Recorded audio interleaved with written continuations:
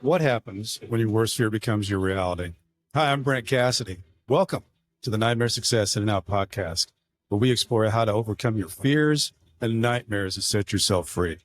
We're going to be exploring this topic with guys I was in Leavenworth with and others who survived their own nightmare. These stories can be inspiring, sometimes sad. There's some humor, but hopefully you can come away with a nugget of something that'll help you knock down some of the prisons you built up in your own mind. Welcome back, Nightmare Success In and Out listeners.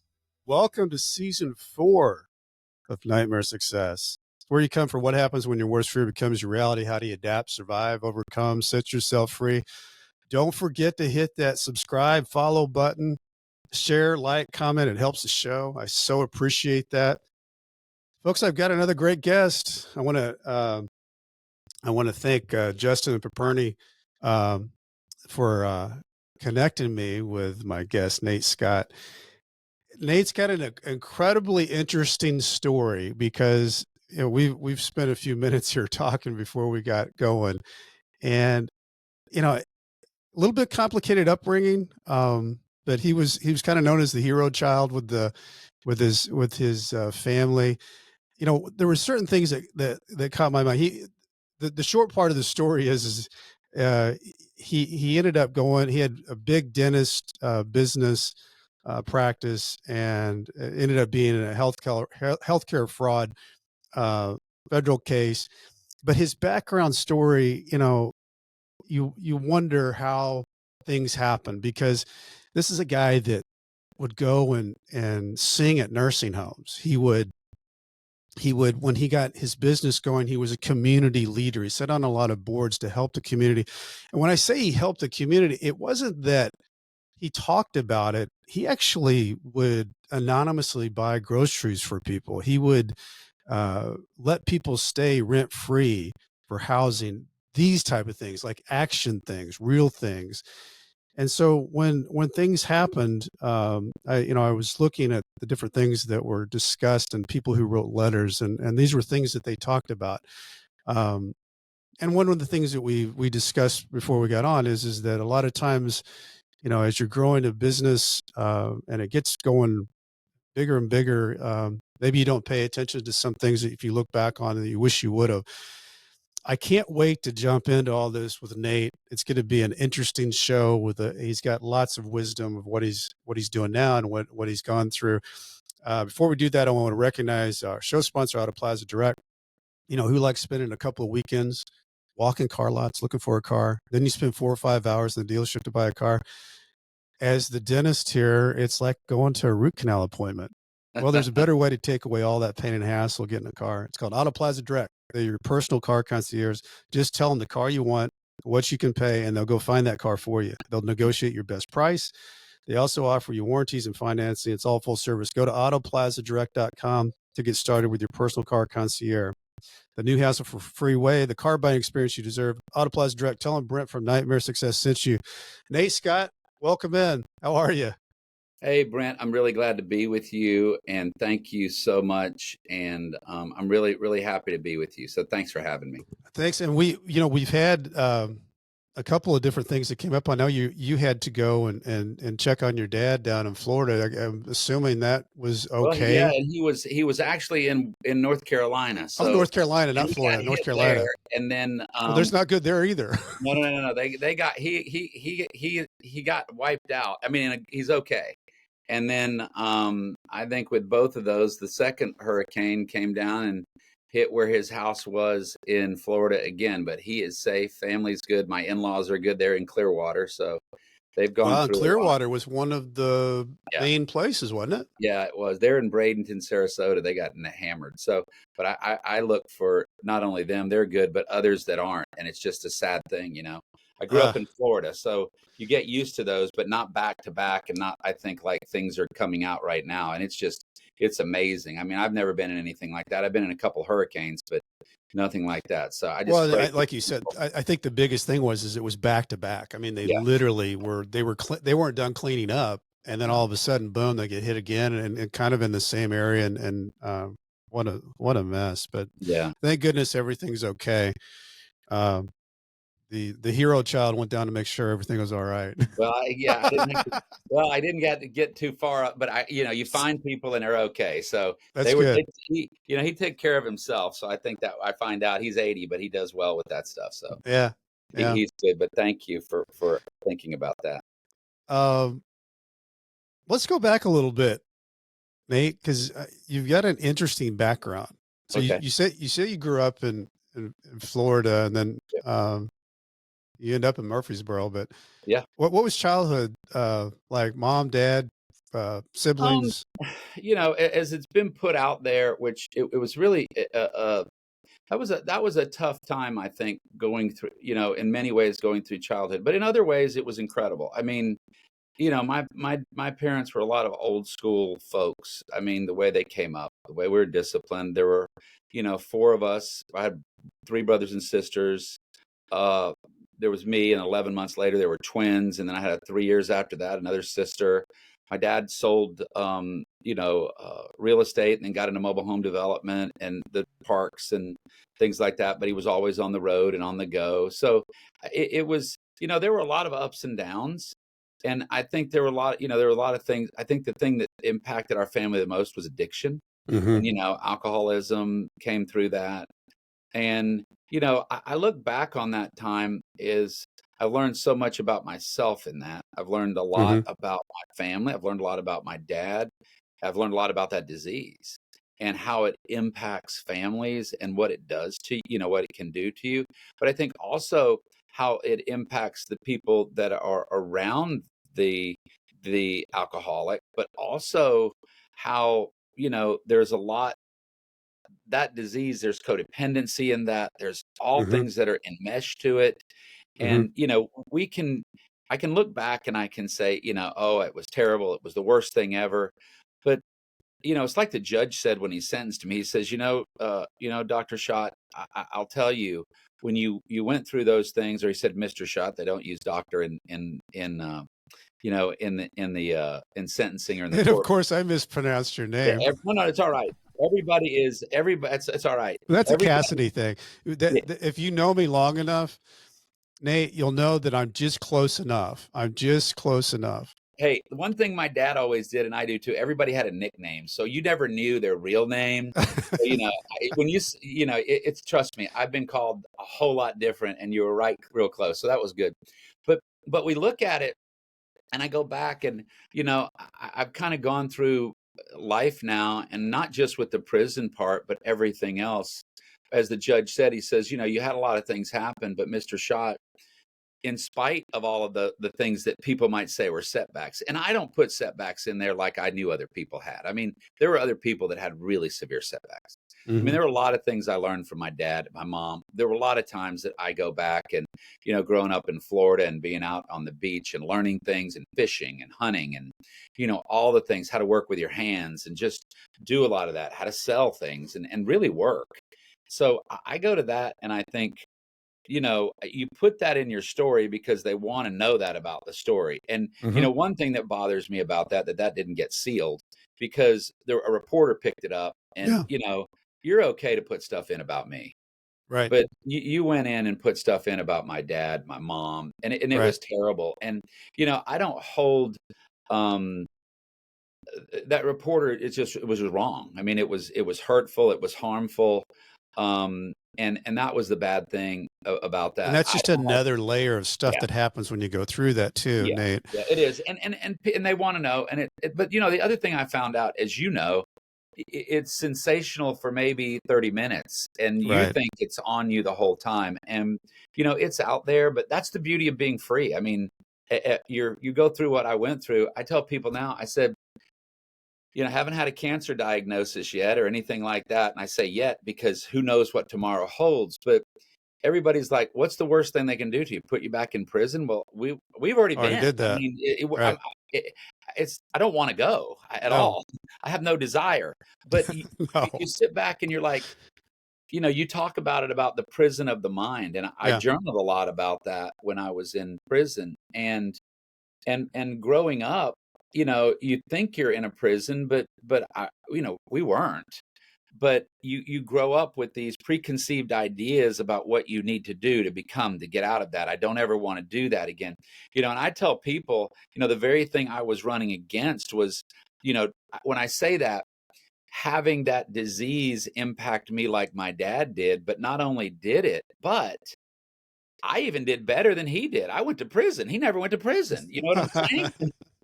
And I'm, so as I glamorize that and say, oh, as you say, that firstborn, and in psychology, the hero Yeah. child, Yeah. and all the things that go with it, and you don't have to have addiction to have that. I mean, they have firstborn, second. Who Yeah. is the hero? Who's the Definitely.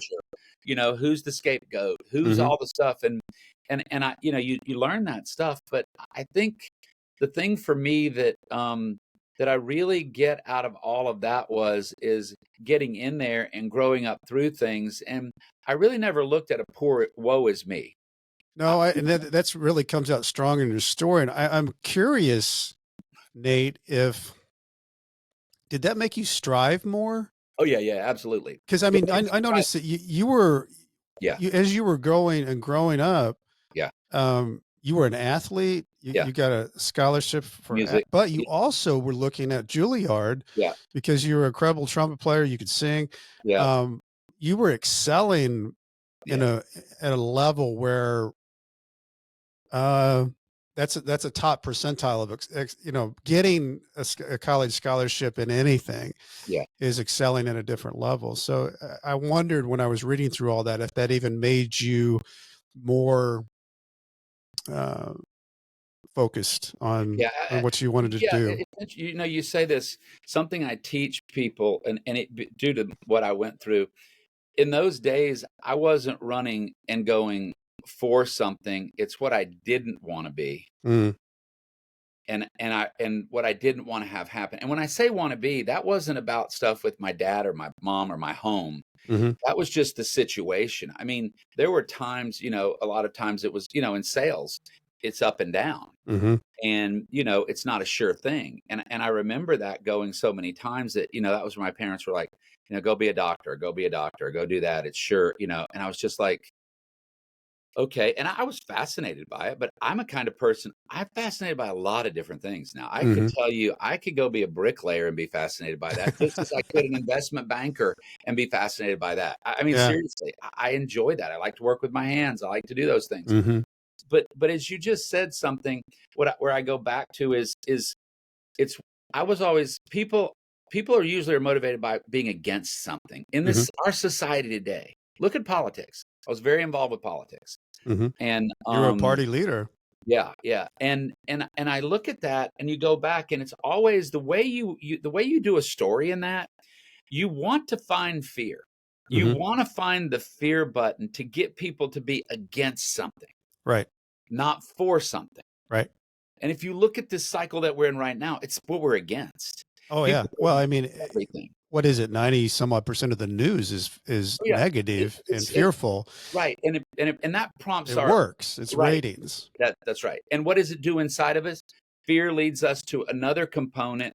If we don't find who we are, to rage. Right. That rage gets everybody going. So we have got such a clash in this country due to that. Well, that's the same way you can use that same fear and rage as fuel to motivate you to go. And then what happens is you start finding out, well, I'll just grind, it's like athletics. You grind through it. You've got a coach. Look, man, just put your grind. You're going to grind through it.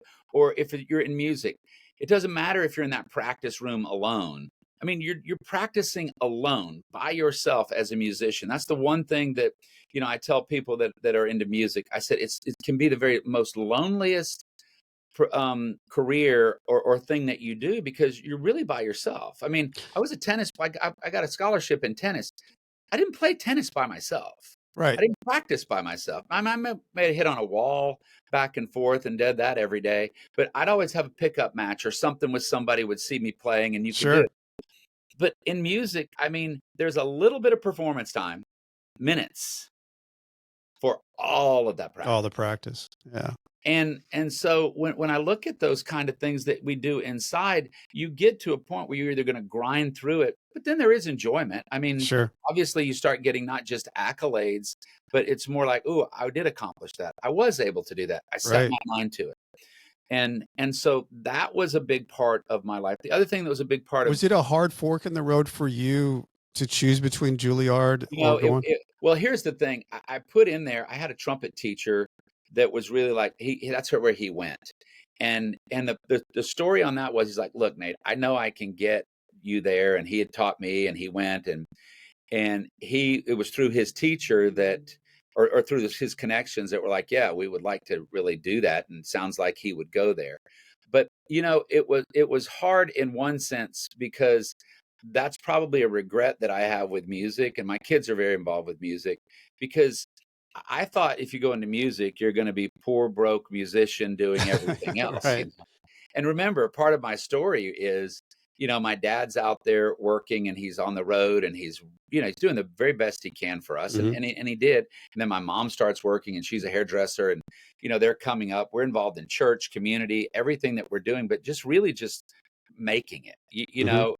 and we had life as people did back then. Yeah. But was it hard? I think the thing that I have to look down inside the most is the pursuit was still about success and Mhm. money, and not being on that borderline of, what would you say, where it's always up and down, feast or famine. Yep. Well, and And I think that's a lot when kids are going and the ages that they are in college. There's so much ingrained into you. The success is yeah, about money. yeah. And I think that's the part of it that pushed me to one side. When I look back now at what the kids can do with music, I mean, they've got the kids that not just Juilliard, that can go to Columbia and get an MBA, and they can Mhm. go. I mean, they've got it all over the place. And now, they're versus when we were in school, they're designing their own curriculum. I mean, Mhm. we were put into a track. You went, Yeah. you did it. You went to school, you had fun, you came out, you knew what you were going to do. And that was the big thing. And the other thing is that at first I was going to go to medical school. And then I really found that as a dentist, and I tell people this as dentists most of the time dentists are going into dentistry, not because they aren't smart enough. They are. They get offered You have into to take medical all those school. tests. Yeah. Yeah, you do all the stuff, but you wanted to live by this. You wanted to live by the surgeon's lifestyle without having the hours of the surgeon and make the same money. Right.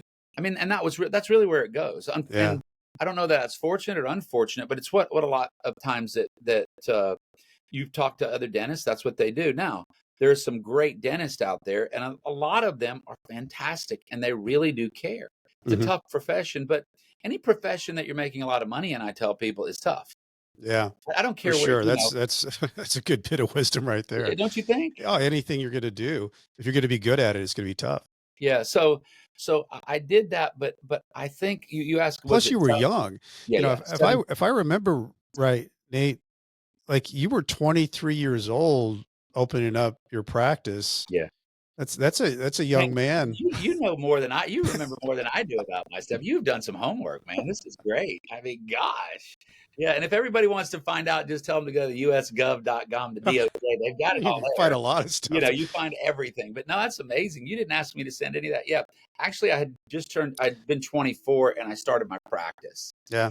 And I was 17 out of high school, but it was, again, that whole thing was to go and to achieve and to do.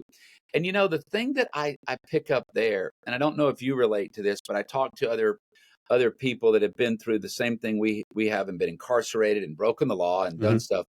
But I call it, that was when more started entering into me. Mm, And I call it the disease of more. mm, And my disease got down to, it wasn't just wanting more. And I didn't want to do anything just to get whatever. I mean, that wasn't me. I mean, you know what I'm saying? I didn't yeah. look at whatever the cost, but I knew if I could work hard enough and do those things, what could you become? Well, you and I were taught, well, you can become anything you want to. You can be Exactly. president of the United States. You can be an Right. astronaut. Right. You can be a lawyer. You can be a doctor, be anything you want to. And that's also a fallacy.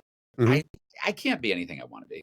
Right. I mean, I'm never, even as the best shape I was never going to run the 440 yard dash. That's the hardest race, I think, Yeah, too. that's not. Right. I could want to. I'm not Usain Bolt. There's no way. Or all these runners out there. Yeah. There's Yeah. no way. So that's a fallacy I think we put in kids' heads these days. Because it's like, you can do it. You can have it all and be it all. You can't. I couldn't, or at least I can't. But did you because know, Nate, when you got started, did you have a feel for like, yeah, I'm going to be good at this? I'm going to yeah, be good. yeah, I Yeah. did. Or if I knew if I worked hard enough, Hmm. things did not come easy for me. People would say, "Oh, you did this." I mean, ask people that went to college. I studied all the time. Hmm. I didn't get all A's. It was tough. I mean, but I put the work in. Same thing with athletics Hmm. and doing those things and music and doing that. And then it's just but I wasn't afraid to knock on doors either. I mean, I'll tell you what, my dad, as much as would be written and said about that. One thing my dad taught me to do was just get out there and go work. My mom did too, and they both Yeah. did. And they were hard workers. So I wasn't afraid to go ask for something. I And think that's a bit, don't you think that's a huge life lesson? it's the best. I mean, I remember, Nate, when I think I was 15 years old. And so my dad had this company that where these salesmen they were in-home sales. So they needed to set these appointments up. And he just Yeah, said, Brent, why don't you set up these appointments for these guys? I was like, you want me to call on the phone and try yeah, to set up? And it was probably some of the best experience of just figuring it out, you know, because you're calling a cold call, saying something where you're trying to convince somebody to agree with you on something they didn't even plan on talking to you today. yeah, And I look back on that experience, and my dad, I'm sure he didn't know if I could do it or not, but I actually became pretty good at it. And and it gave me a little bit more confidence as I got further into my young adult life. Was that, well, if I did that, maybe I can do, some of these other things. At least I won't be afraid of it. yeah, yeah. Well, that's where I think there's a lot of similarities with, and I think it's successful people too. I mean, not just people that went to prison, but the successful people. They have those turning points, I think, in their life that it's like, wait a minute, I can do that. I remember my dad, and it wasn't that it was often, but he would take me either when he had to sell mobile homes or when he was developing parks or doing stuff, and just I'd follow him around. Yeah. And I mean, I was 12, 13, Yeah. 14 years old, learned how to drive, bulldozers out in the parks. I mean, dump trucks, Yeah. and work with people. And then also listen to how he sold people and got to know people. And Hmm. then, as I was around it, I'd pick up things from him, and I enjoyed it. I also enjoyed people. I mean, he enjoyed people. And I did learn a lot about, if you're good, everything we do is about the people business. I mean, Anything and everything. Right. even if you're a programmer, at a certain point, you got to sell that program. You Exactly. got to sell that software. Somebody's got to be sold. Yes. Yeah. And so I think when you get into that, I just saw it. So, going back to asking those questions early on, I think it was very much a drive to succeed. And I think being the eldest or the oldest child, you see a lot of things, good or bad, how your Hmm. parents put stuff on you. I mean, I know I've done that to my kids, the oldest, I do this. I've got 4 kids, and the youngest, I mean, the other three are just like, he has it so easy, and I'm just like, and you know what? I remember my It's so mom. true though. I've got three Oh, daughters, and they're like, I can't believe you let the baby get away with all that's that. right. And that's even my mom. I remember when we first had kids. I mean, we're doing all this stuff. We don't want it to. We don't want to Yeah. be like I'm not. They're not going to be like me. And I'm like, well, first of all, they can't be. They're not me. Right. Impossible. But we don't think that. So we're going to do all the things that are not what we wanted. And we forget DNA plays a whole lot in that. We Sure forget does. that. We kind of drift back to our comfort zones. But I remember my mom laughing and saying, everybody does that in a way, and you just have to step 2 steps back, and my kids are going to go through that, and they're going to make sure they're not like me, and like if and my wife, and whatever they're going to do, and that's the interesting thing. So, but I would tell you, as you said, what we got, like you did, those Hmm. times were formative. And again, going to prison, and I even went to treatment years before that for an addiction, that I said, like I said, I got addicted after an eye surgery to narcotics. Yeah. That's not good for a doctor because they can write their own prescriptions. Sure. And that is not a good thing. And Did you feel luckily, like, because I read a little bit about that, did you feel like that Nate, you were getting addicted, or was it just like, this is just something I'm doing? Because it was No, for pain. yeah, it was pain, and then afterwards, I mean, I used them after too. I mean, Yeah. but I'll tell you what I found was that was the time that it just I had gotten to a point in my life where Like, it's how not old would you have been when that happened? 40. 40 years old. Okay. Yeah, around 40, 42, 42-ish, something like that, 41, 42. And at that time, your Oh, business and everything that was well, going on, you were it was big. flying. Yeah, Yep. and but what I didn't realize was, my belief system and Christianity were a big part of my life, even Mm-hmm. up to that point.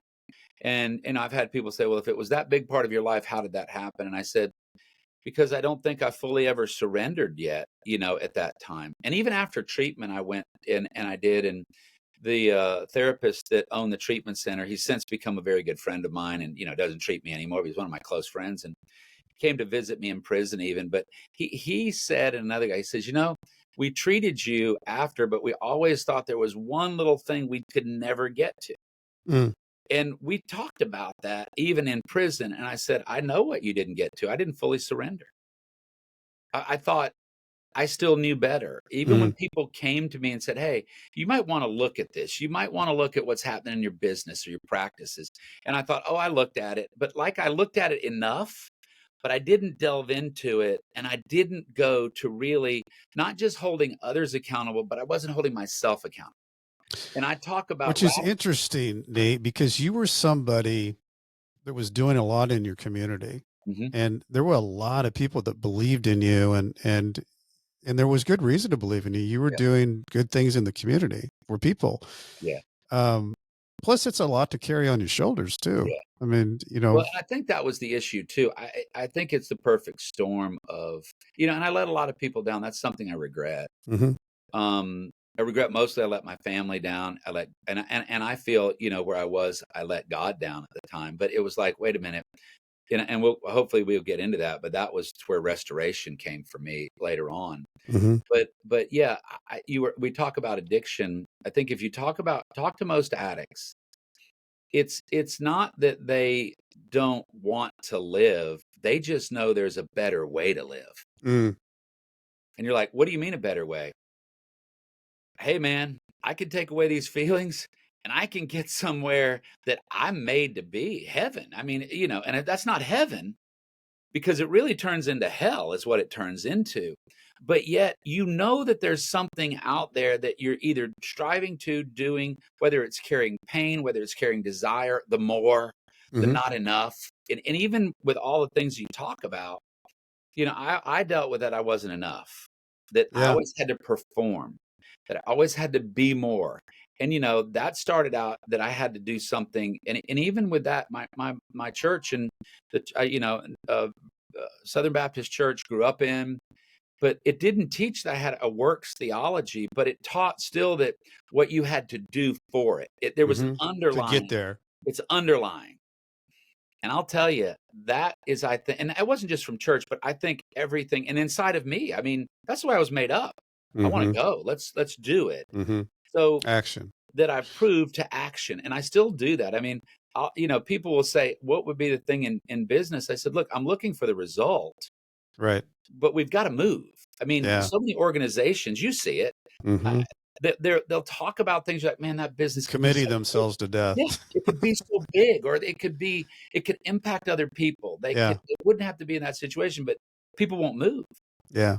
and where I need it is not just the result, but all of the compliance that goes along behind me as some people call it, my wake of moving through things. Mhm. Well, I'm curious, Nate, because you get this thing going. You've got a family. You've got, you've got the American dream of what people think. Oh, You yeah. got to paint a picture. Uh, Business, family, community, Yep. church. Uh, when did when did it start to happen for you that you knew or had indications that something was not right with the In the business, business, or if there was an investigation, or if there was a yeah. talk? How did that come Um, about? I had been in a men's group, a recovery group, and I had a couple of guys, hey, we've heard about some of this stuff with you with insurance and going. I'm like, well, I'll check on it. And I had stopped practicing in 2013. Mm-hmm. So I wasn't, or I say stop day to day. I Right. was doing stuff. I mean, I kept my license up and I saw people, but it was more of a, like if I knew you and you came in, I would You see, do it as a favor I'd because we see were Brent, who friends. I would, Right. yeah, or maybe if a doctor was out here and there, I would pick that up. But I wasn't in the rotation, so to speak. And you had a lot of locations, by the Yeah, way. yeah, absolutely. Yeah, I did. And I look at that as it started. I remember when, and I used to be on the state board of dentistry 2 years back. So I remember OIG, Office of the investigative, the general, they Mm-hmm. come in and they're investigating. And I thought, oh, I've seen this, that's happened before. I just, hey, call them, turn over what they need. Mm-hmm. I'm not worried about it. And then it was like, um, the Tennessee Bureau of Investigation started going out, and I had employees come to me and say, hey, I got a phone call. This person wants to meet with me. And I'm like, what? Mm. And I was like, what's going on here? And I was like, oh, okay. Now I had enough to know that was right when I called my lawyer, and I called my business lawyer, and he said, hey, Nate, don't talk to OIG. Don't talk to anybody. Let me at least reach out as a lawyer. Right. Good advice. And yeah, it absolutely was. And I tell people all the time, I said, look, if the government is coming to you with investigation, they're not your friend. Your state government isn't, your local government isn't, your federal government isn't. They are not there to help you. They're there to enforce. Mm-hmm. And, it's like I was on a panel, or not on the panel, but speaking at that conference last 2 weeks ago in LA, and a person that is that was formerly with the DEA, that has a consulting agents company, and they're in a good sized company they formed. And she says, we were DEA, we were Drug Enforcement Agency, not Drug Education Agency. Mm. Good point. She said, and the point was, and she made a good point. She said, I would just go into doctors' offices all the time, or anybody. I just talk to them, and she said, and they talk. Mm-hmm. And then at the end of the conversation, I would say, okay, I'm DEA. She says, you're going to go to prison. Not right now, of course, but we have this. Thanks for talking to me, and I have everything I need. And she said, the age that's not there to educate. And the Right. same thing with our laws. We go out and start a business. I don't care if it's a hair salon. We have a vocational school right now. My wife does, and we've grown that, and among other things. But there are so many regulations that you've got to know about them now. It's not, the government is not, oh, I'm from the government and I'm here to help you, like Ronald Reagan Ronald said. Reagan said, yeah. They're not. Right. And you wish they were. I mean, and that's what the backwards things have come up with our government, that just, again, that's another conversation. It makes me irate. But and I'm not taking away from me breaking the law, but we're just so big. And you said it, there's no way to know everything that's going. It's No, impossible. it'd be impossible. Yeah. And so people will say, oh, well, you did this and you did that. And yeah, there were ongoing, because if you do it one time, they get it and they stay on it, and days count and weeks. And then the story comes out that, he was doing this and recklessly and continuing to, and you're like, I didn't even know I was doing that. But yet, Right. yeah, I signed that because I did continue, because one day. So is there truth? Yeah, there's truth. I'm not running away from that. But the way the picture of it is versus the way it is Well, quite. I had a guest on a couple of weeks ago. I think it was last, 2 episodes ago. David Grosky, and he was talking. He was CEO of a good sized company, and he said that one of the things that he found interesting going through the whole thing is that they did do something wrong, but the way that they created and piled on things that were not what they should have been, or like they said that the actual test that they were doing was fake, and the FBI was with and it had the test, and they knew that it was real and it worked. Yeah. But for the narrative to work, they made it a lot more monstrous, to make sure that the public had the feeling that this was really, really, really bad. And what David said is there was some truth in there, and he said I was going to plead to that, but the amount of other stuff that was in there was very damaging. Did he end up pleading, or did he He go to did. trial? Yeah, well, Yeah. you know, the thing I learned this week, because I was with a couple of weeks ago, I was with my own lawyer, but other healthcare lawyers, and there was a question that came up to me. You know, I was talking about this, and they said, "Well, I just don't believe you on this narrative because this is what it says in there," and this was coming from a lawyer. And I always thought, you know, and I said this to him. I said, "I'm not going to recant what I signed. I Right. won't. I won't. And yet, I don't know how to tell you what happened with it. And I'll never forget this. That was when my lawyer piped in. And there were several other lawyers in that had been U.S. attorneys that were Mm-hmm. there. They're in private practice now, and Mm-hmm. since they came up afterwards, and you know, the guy asked the question. It may not have been the forum to ask it the way he did, but I was glad he did, because that's where my struggle always is. How do I answer that? How Right. do I deal with that? And just like your former guest said also, and my lawyer piped in. He said, "Look, we didn't get to try that. That's what the U.S. attorneys are putting out to try."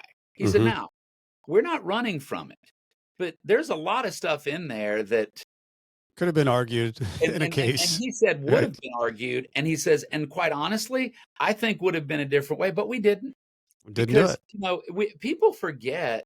You don't. The people that have been through it don't. But I say, when you see United States of America versus your name, the full weight, authority, and power of the United States government is coming at you. Mm-hmm. Come Takes your on. breath away. I mean, hey, we can go against Russia. We can go against the rest of the world, but we're people. That's the same country that is, you're underneath that. Right. What are you going to, how do you do it? Yeah. How do you, and you get to the point, as you know, with family going through stuff, my kids, and especially when this stuff hits and it gets in the newspaper, and the pressure that gets put on them, you're just like, this is ridiculous. It's a lot of And pressure. like And you I said, was curious here, when that started coming your way, Nate, and you, your wife, your kids, how did you handle that? oh man, it was tough. I mean, I didn't sleep. I didn't, you know, you don't eat. Yeah. You go through ups and downs. You think everybody's looking at you. You know, you've got a company that you're still having to run because you haven't been indicted. You haven't pled to anything. Mm-hmm. You're still going, and you know, you're still dealing with any of the business problems, opportunities, and where do you have to go. But you also have a family and the things that you're involved in. But what I did, you know, what I did do was start, you know, that was where the friend of mine that, like I said, was the therapist that really became one of my very best friends. And he was just like, there's no shame in just going to and say, hey, I can't keep doing this right now. I need to take a break. Mm-hmm. And even before it hit, or as I knew it was going on, I backed away from a lot of things. I backed away from other relationships that at the time were pretty important. You know, I was looking at running for the U.S. Senate at the time for Tennessee, and it was just, you know, with family and a couple of friends, and I was very involved, and you know, was looking at, you know, maybe doing those things and coming out there, but it was just like, you know, wait a minute, I don't need to. I Yeah. need to shut down. Yeah. I need to And slow it down here. yeah, yeah, We yeah, got a yeah. lot going on. Yeah, and it was just like, I was like, what am I doing? What am I doing that for? You know? And then I started asking what for, and then how could I protect? But I tell people, as you know, you talk to a lot of people, I'm sure, Mm-hmm. that go through it. They'll call me through, you know, people. I tell people, you know, I'll talk to you, Mm-hmm. and but it's like, hey man, you're not thinking correctly. Right. You can't. And anybody that says they are, they're not. And the decisions that I was making, you know, I told lawyers this a couple of weeks ago, you know, and really had a great time with them. Learned a lot from how both sides look at it, even more. Mm-hmm. And you know, the thing that I think that really struck me is that it would be great if somebody was going through you, not just with the legal stuff, but to walk through you with business. Mm. Hey, what can you do? Because I have people, well, my lawyer said I can buy a house and put it in my wife's name. And I said, be careful. Yeah.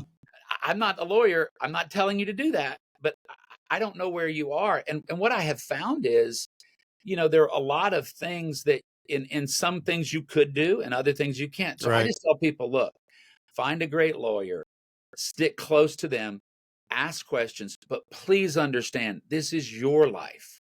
Exactly. It's not theirs. Right. You're going to go through it. They're not. They're going to go home to their kids, their wife, their stuff. And they didn't break the law either. Or maybe they didn't, just didn't get caught. I don't Yeah. know. Yeah. You know what I'm saying?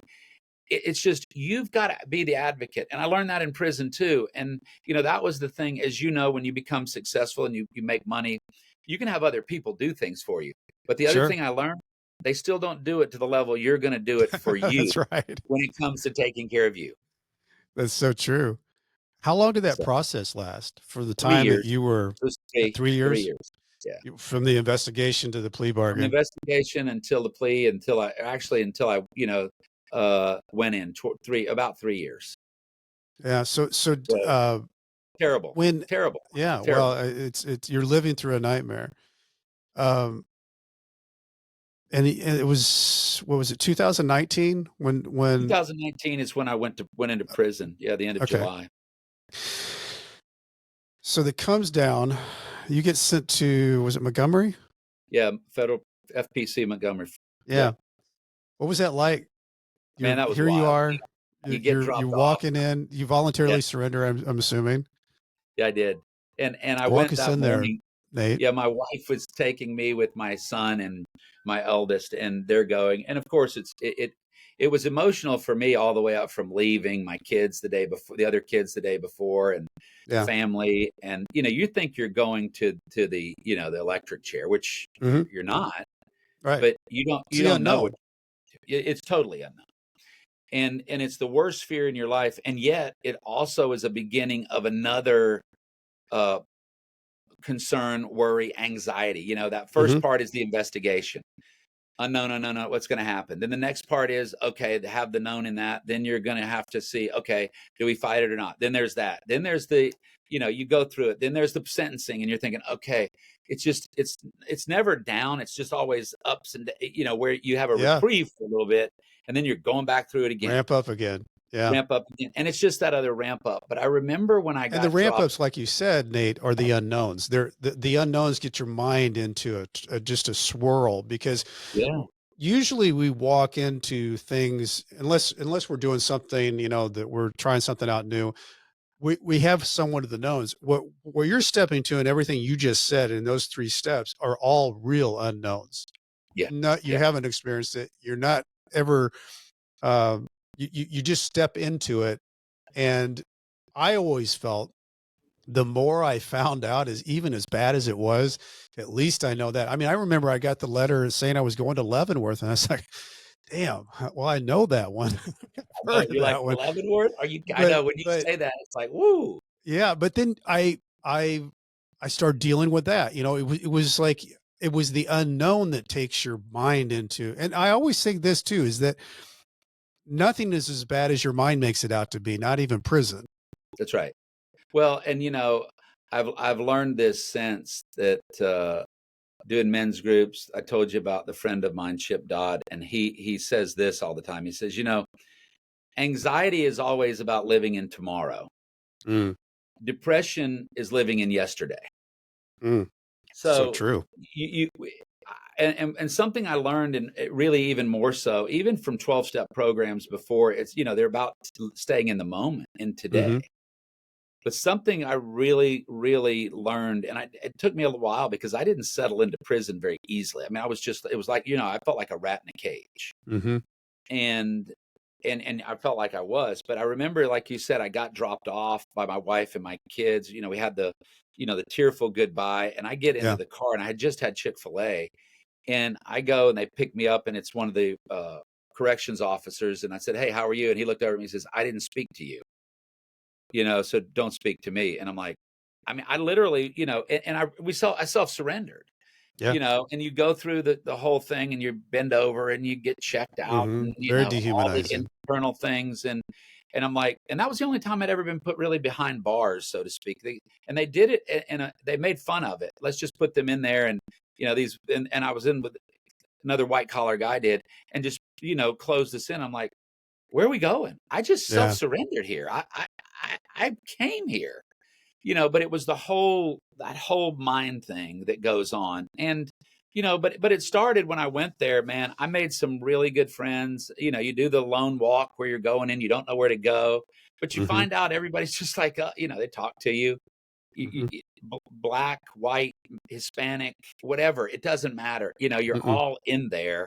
And and in some ways it becomes a little bit of a brotherhood. I don't glamorize that because, you had to watch out for your safety or had to watch Yeah. out for everything else. You had to watch out for being set up for stuff. If people didn't like you, you Right. get more time put on you. I mean, it really is prison and here. Mhm. But what I learned was it's what you said about what my friend and said about the anxiety and the depression Yeah.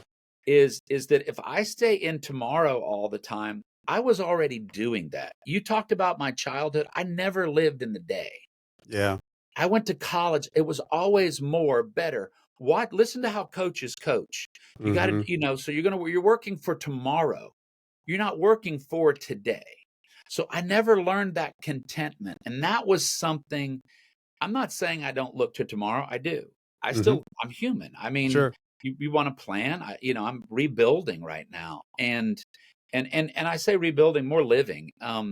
But with obligations, not just to the government, to family, and to Mhm. we've got employees now. I'm doing this. I'm launching a school online. I'm doing a lot with Mhm. speaking and coaching and consulting dental offices and healthcare organizations and businesses. And so it's a whole new change here at 57. Yeah. However, I We're the same really, age. yeah, It's like, you know what I yeah. mean? You go through all that and then you're like, well, okay, I'm going to keep doing this, but yet I'm having the most fun of my life. I mean, Mhm. it's a great time, but I So do you think really that's the learned, big thing that you found, Nate, in prison, was that contentment of the yeah, being in the moment? I found the contentment to be in the moment, but I really found that came to me through God, Mm. to me through Jesus Christ. I mean, Mhm. that's where and people say, oh, he got jailhouse religion. I had it before, but Sure. I said, if that's the worst thing I got or the best thing, then hey, Right. society needs to be glad. Not such a bad thing. Yeah. But I tell you, I remember there, I just was like, look, I want to know you. I'm tired of the chase Yeah. because everybody says, oh, you're in one of those prison camps. I said, it's prison. Yeah. I didn't turn a light on, when I was there. You walk into a room, the lights are on, they come Yeah. off for 10 months. They'd tell you what you're going to eat, what you're going Yep. to wear, how you're going to do it, shut you in stuff. They'll lock you down. Mhm. Let you out. Yep. We worked every day, as you Yeah. probably did. How did you do your time? What kind of jobs and Yeah, things did I you do? started out as I had a lot of experience with heavy equipment, and I had farms and stuff and other developments Mhm. I was doing, and I had a lot of heavy equipment. So I went there, and they were looking for people to drive tractors because in Montgomery you're on an Air Force base, so you're cutting all around the airfields. Mm. Well, it's funny because here you are in prison, but you're going out there, and Yeah. I've got a $100,000 tractor with a 15-foot bush hog on the back, and I'm in there by myself. And man, I'm 2 miles away from the prison, just Right. driving and going, and so that was a big way that I did that. And then, as you probably know, we got in, the First Step Act was signed, but for us, it had not really been. They didn't know what to do with it, No. so It we took a didn't have long any. time Right? for any action to take Yeah. place where they actually had to force them to take action. Yeah, yeah, and we didn't have any really, I'd say, benefit from it. We did get a lot of people got benefit from COVID and stuff, but I did some programming, as they call, taking classes and do that. But most of it was that and working and being around guys and you know uh, going through RDAP. I did that. I had to do that too. Yeah. And it was, and that allowed me to get out earlier, and Mhm. because the only thing before, at the time, it was just 15% of good time, and Right. you got your good time, and if That's you it. did that or anything else, that's the only thing you got time off for. Right. So I looked at that, and you asked me how I did that. It just came to a place where, in my prayer time, and I really started asking God to show me things for me, not what I could do for others, but Lord, just show up for me. How would you Mm. show up for me?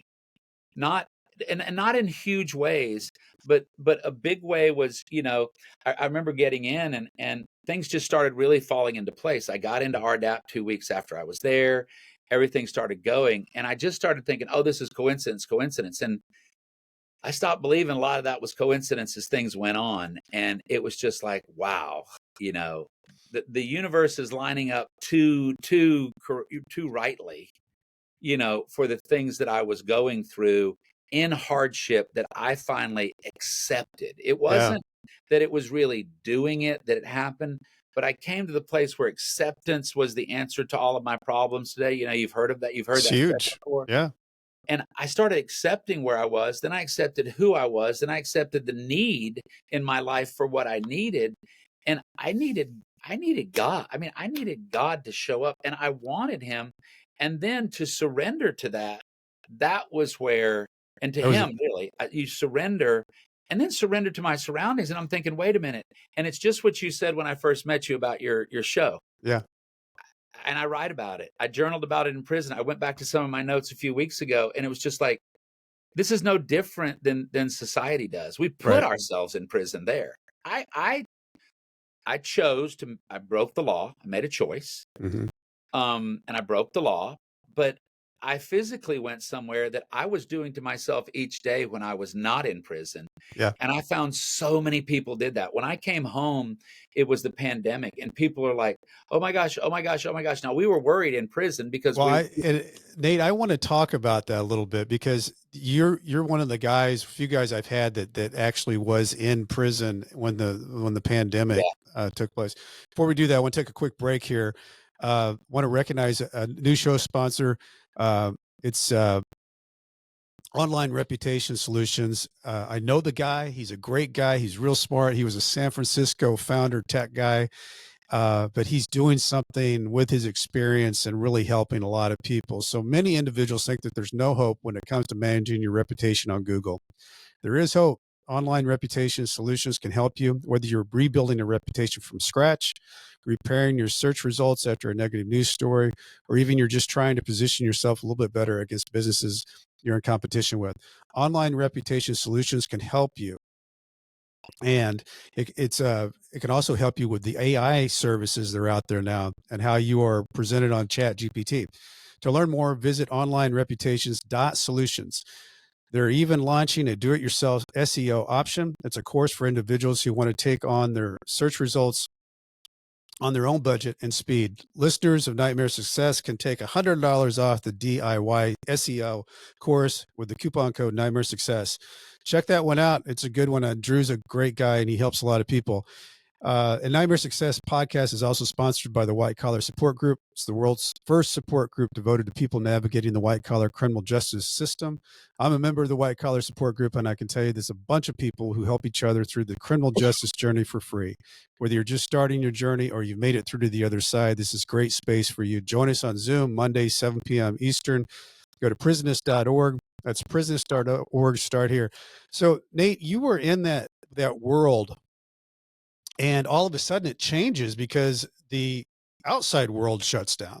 right. What was the inside world of prison It like? was crazy. You didn't know. I mean, it was scary because as you remember, I tell people this about prison.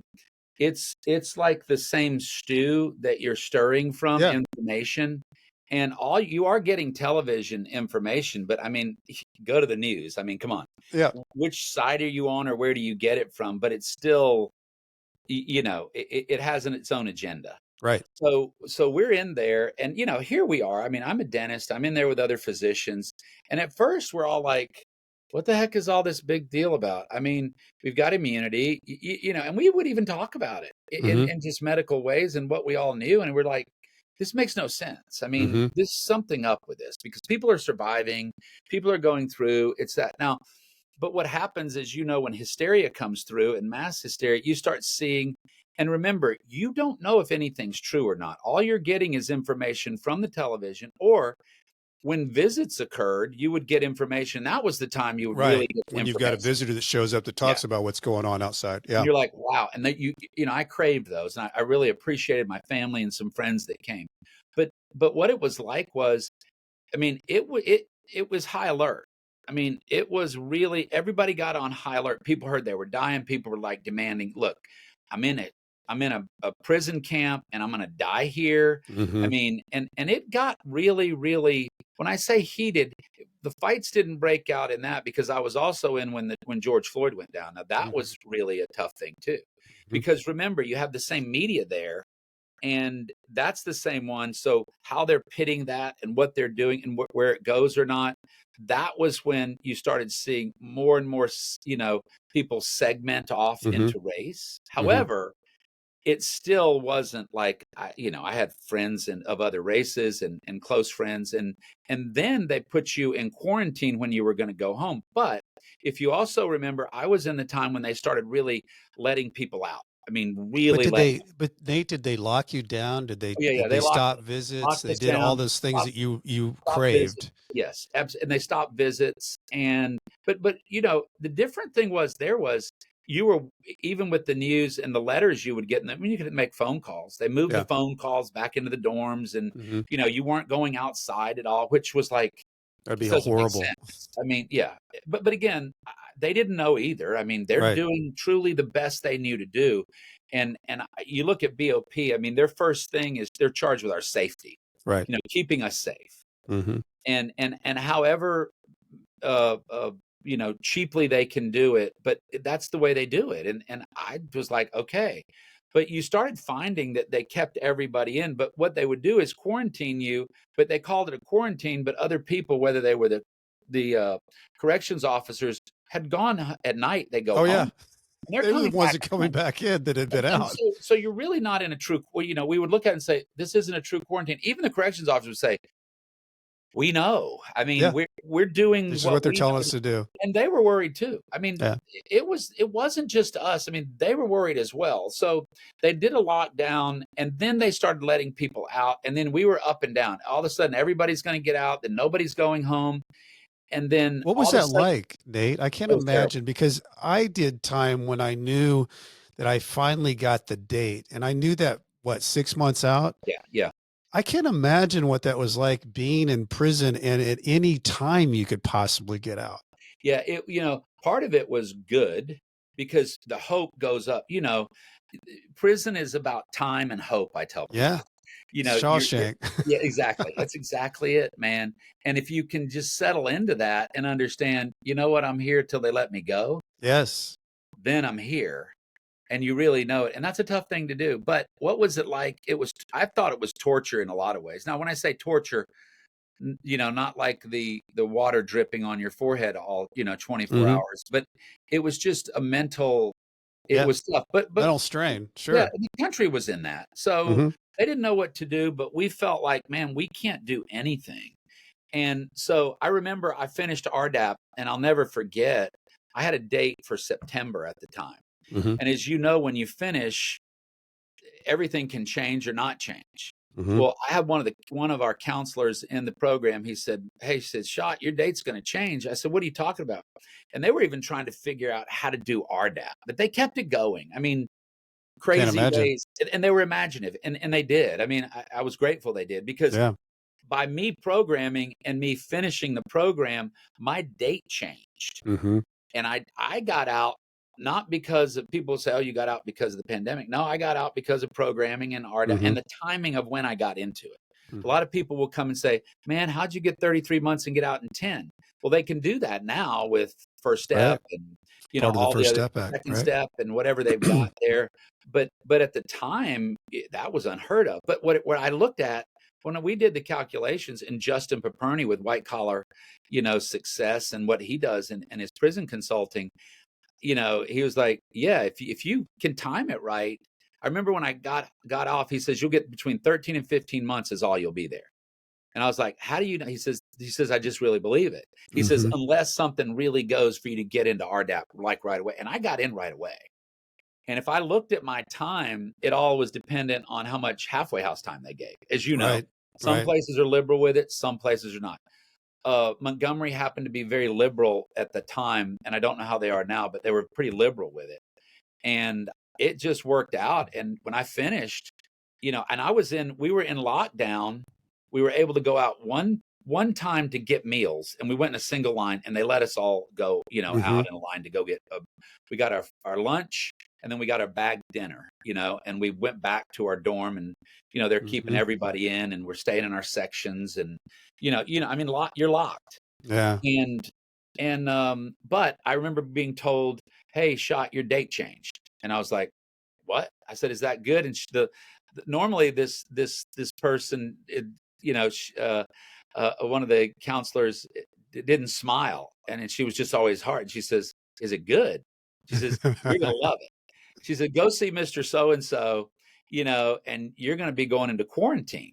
Because they were also had us in lockdown, but they had another area where people were leaving to quarantine. Quarantine to go home. Yeah. Yeah. So, and that stopped. I went home in the very end of May 28th of 2020. And I'll never forget, about a month and a half later, they just stopped the quarantine. Yeah. Because they were trying to figure it out. They didn't know it was working. It wasn't. They were still letting people out, though. A lot of people did get out early. And as you know, and I don't know if the rate is the same after, what is it, going on 5 years now? Yeah. But in that first 2 years, the recidivism rate was really low. Absolutely. It was less than 3%. And as everybody probably knows who listens to the show, the recidivism risk can be as high as 65 to 75%. So it's been an incredibly interesting experiment, unplanned. Yeah. Well, what was it like? They take you, you go to the quarantine, and I don't know how long Quarantine you was the best thing you ever have, because you're finally, like, you are in quarantine. I mean, you're not leaving there, Yeah. even though, at different times, guys from other parts of the dorm or the area would sneak in and, "Hey man, you got shoes? Are you going to give your shoes to anybody? Are you giving your underwear Right. away?" And, Big I mean, you deal. know how it goes. Yeah. And I'm like, "Hey, how did you get in here, man?" And I'm like, "What in the world?" They said, "Oh, we got through the back door," and I'm just like, and I tell people, on a side note, I'm like, anything that goes on in the world, you can get in any prison. It's so true. If you want it, if you get it on the outside, they'll do it on the inside. Ingenious. You have criminals in prison, so they're even more criminal at Yes. times, And and some so, really good smugglers. oh my Yeah. gosh, I've never Food seen anything. smugglers. Mules, Yes. I've never seen anything like.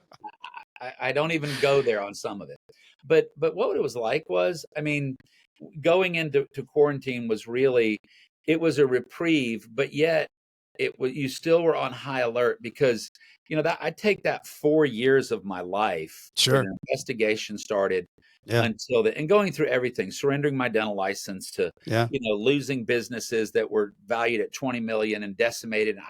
I just barely got what, for Hmm. 4 practices, the value of the real estate on one of them. Yeah. And I, I wasn't able to pay the government back like we planned, and all that. But it was still, you're still at this phase. Am I really going home? It's like, I'm sure it was You for don't believe you, until it until actually it happens, happens. Even right? though you get your date, then you're thinking, Yeah. it's going to change. Something And could we happen. saw guys get pulled out of quarantine. Their date would change, and they'd have them in there, and it'd be 2 days before they're supposed to go, and you're in there with them, and they're coming to get them, say, "Hey, we're pulling you out." And Mm. so it's a whole nother. It's like, Yeah. okay, are they going to pull me out? Yeah. Yeah. And then, as you know, if your ride, and that time was my wife, if they didn't show up at the right time, got in a car accident, they're bringing you back in, then they're reworking you, and then you have to Hmm. stay. I mean, it's here. It's It's all in tough. your mind. Yeah. Yeah. And you see all the comments of, well, they broke the law, they should live that way. I said, look, man, it's the craziest thing ever when government gets into it. And then even with privatized prisons, you're just warehousing people. And as Yeah. you said, recidivism got down to 3%. There are better ways to do it. There are much better ways. Absolutely. Much And better. but anyway, I got through that, but it was still the best time, because you're just sitting there going home. You didn't have Well, to do the work. It was laid what back. I think, yeah, but Nate, when you got let out, it was in the height of the COVID thing, May of Oh 2020. yeah, That had to yeah. be kind of weird to Oh, get it's out of wild. prison, and the rest of the world is also locked down. Yeah, it was that. Well, that's where I go to the story of people would come visit at the house and say, "How are you doing?" I said, "This is the greatest thing ever. I'm out of prison," and I'm looking around and I'm like, "I'm doing great," and they're like, "Aren't you worried?" I said, "Worried? I'm out of prison, man. I'm out of This prison. I'm is not in great. prison anymore. I'm not in prison anymore, man." And it was truly like a freedom. But yet, I watched the world still live that way, and live that way for years after, and I still see it. I mean, I travel quite a bit, as you probably do, Yeah. and you still see it on planes, you still see Hmm. it in restaurants, and there's certain states you go to that up until a year ago, I think, California was still putting people on alert and locking, Oh, sure. mask mandates and Yeah. different counties. And, it's just, it was crazy, but it still goes back to what you say, you do your show. It was the pandemic. But if we look back to all of that, the prison of our mind and our soul that we put ourselves in each day by how we feel and how we think is Yeah. how we end up leading our lives. And And that's so that was the true. part that led me to prison, because I was trying to live outside of that other prison. And when I found it, it was like, wow. And then I thought, okay, I can just do more, but that was still prison, because I was Yeah. still like, you're on a wheel. You Yeah. go more, more, more, more, you're on a wheel. Even didn't matter what I had. Yeah. That didn't satisfy. So do you feel like now, after going through all this, I mean, well, tell us what you're doing now, because I think you're doing things that are passion things for you. Yeah, And yeah, they are. Well, what- I get to go back and really help dentists, and that's been one of my fun things to do. How to grow practices, their yeah, operational side, using your compliance. experience. Yeah, and I know how to do it, and I enjoy it. I really get to, and then talking about it, dealing with, like I said, compliance and other businesses, entrepreneurs. Hmm. Started doing podcasts myself, like Yeah. this, and I've got stuff on Instagram at Dr. Nate Schott, and it's just starting to grow, and it just took off virally. Yeah. And it's interesting because I really remember this. I always was looking, how could I be the way I was made to be so I could live the way I was made to live? Hmm. And I really have found that now. And like I said, through Christ for me, and though staying in The moment. where I'm supposed to be. Yeah. And more comes, but I don't have to chase it. Yeah. It's that whole feeling of needing to, okay, I have to go, and Yeah. you got to get it, and I have to perform. And it's like, wait a minute, I'm enough. I'm enough Yeah. right I'm all where I'm right. at. I'm all I'm all right. right. And if I don't make a lot of money, I don't make a lot of money, but I get to go talk to people. I get to help Yeah. people. I get to do stuff like this. Then thank you Yeah. for having me, and really, really help me see into people, because my other mission is, just like I said, I want to live the way I'm made to live, so I can be the way I'm made to be, so I can live the way I'm made to live. That's my mission, to help other people do I too. love that. I want to help them be who they're made to be, so they can live the way they're made to live. That needs to be the name of your book. That's exact. It's funny you said that, and I'm working on it right now. We've got it's great, because I do have a writer that wants to come in to help, and I've got a lot of it done, but she's been talking about it, and we're starting it, and I've already written a few that I'm getting ready to put out there about other business things, and Yeah. things I learned in prison, and just how life just works, and and it's been fun. So it's been Well, great. And the other thing is embracing this, oh like yeah, you've you done. definitely I am. don't run from it. No, and I almost think, don't you, Nate? There's two guys here talking about going to prison, but Yeah, don't you think that there's some freedom to the fact that you're not hiding from it, you're leading with it, so that somebody can't come up to you and say, "Hey, I know about you. You didn't." It's all out there. It's all yes, out there, and there's a certain amount of freedom that comes from that. That you then just do what you want to do, find the things that you feel most passionate about, and hopefully you can get good at it, and help people. yeah. That's what makes me free. It's like, you look at all this. I mean, I didn't give you any of that information. It's out there. Yeah, It's easy to find. I mean, you sure it don't have is. to scour the internet. You can go to the DOJ, and you can go through the court system, and you can get everything you want. And it'll tell you about my childhood. It'll say things that I wish they didn't have about my parents, that Yeah. weren't shared, because you want the judge to know you, and obviously have favorable results. But I look at that, and I'm just like, all of it. I'm not It's all afraid out. anymore. I don't have. Yeah. What do I have It's to all out there. hide? Secrets make you sick, and I Sure. don't have to hide anymore, and you don't either. No. And I can be in any place. And I have a few clients will say, man, you don't have to share all that stuff, because I'm, like you see, you do an Instagram post Yeah. and get ready to get Yeah. on YouTube and doing this. And well, Yeah. I said, what for? I said, it helps me get business. Yeah. Because I'm honest. I'm Exactly. honest, man. It's just like, hey, You're dealing with a felon. I mean, I broke the law. I see people. I'll see people at times that I'll go in and deal with. I'm like, look, I went to prison, but you're going to go under the prison if you don't stop doing You what you're better doing. stop. Yeah, you better listen to Because what you I have to better say. stop, Yeah. man. And they're like, what? What do you mean? I said, there's the what. I I'm your know that. worst nightmare. Listen to I me. said, and it's just not fun. Yeah. So Nate, I always ask everybody this. I'm curious what your answer is what do you think is your greatest takeaway from all this that you've lived through? Oh man. Well, mine is just God is faithful. God is faithful.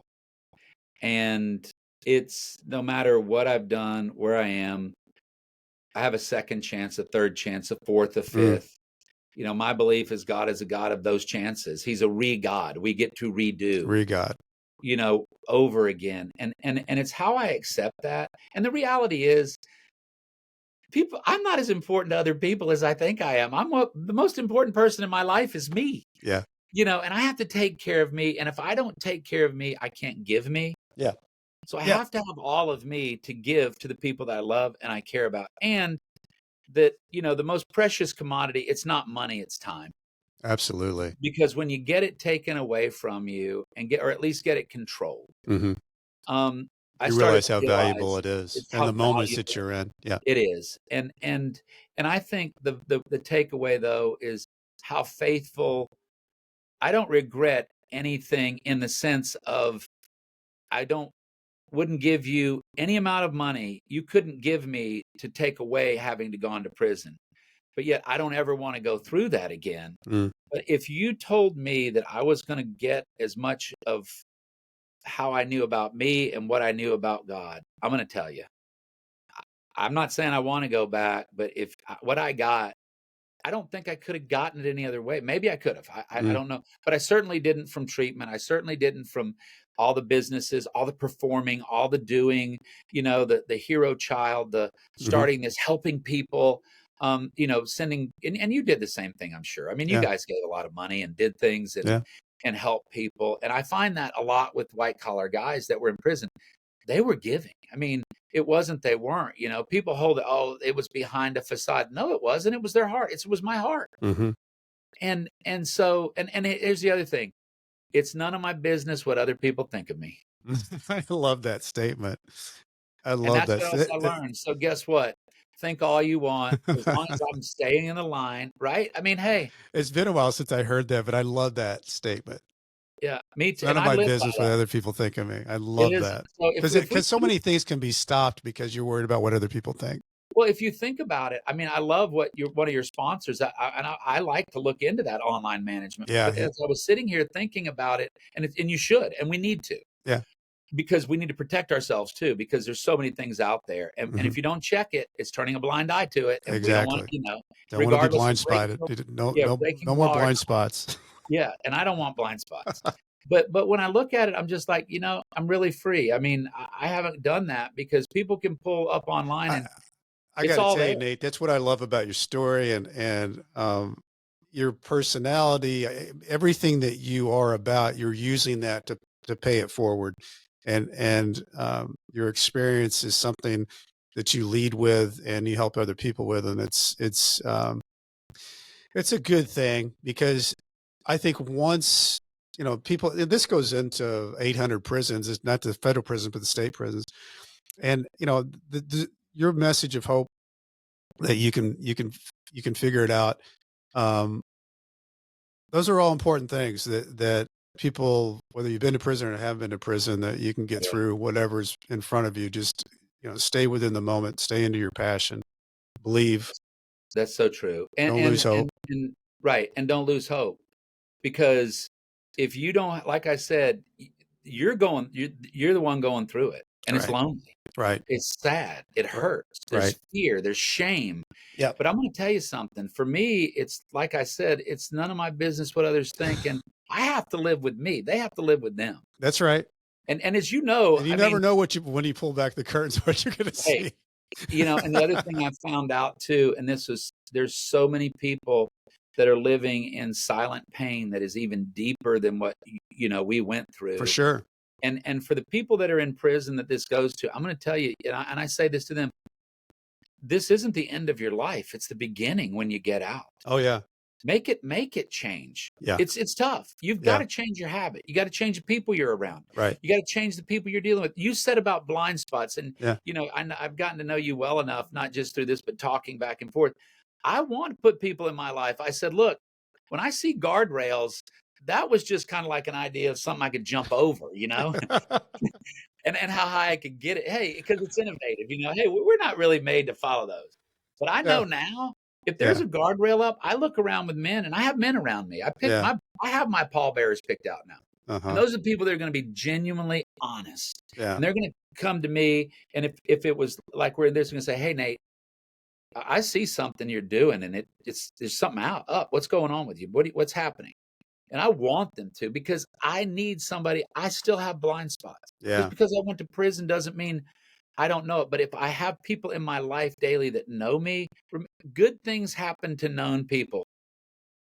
And if I'm known and you know me and you're with me, when you tell me the truth, that means you love me.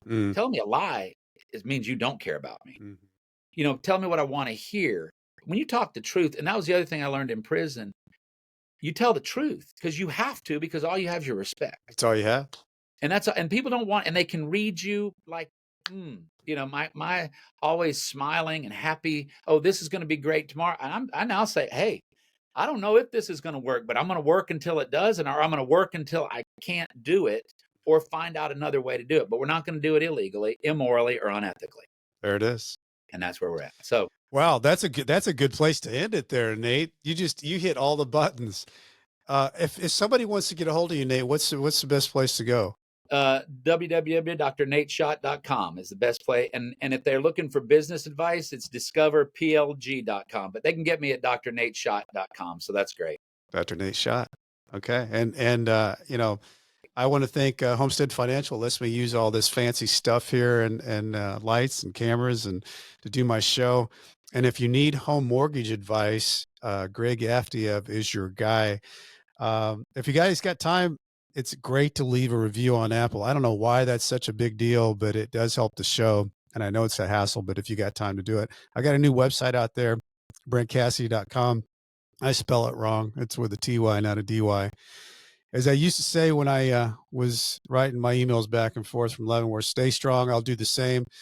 Nate Schott, thank you so much, man. I appreciate what you're doing, your story, being on the show.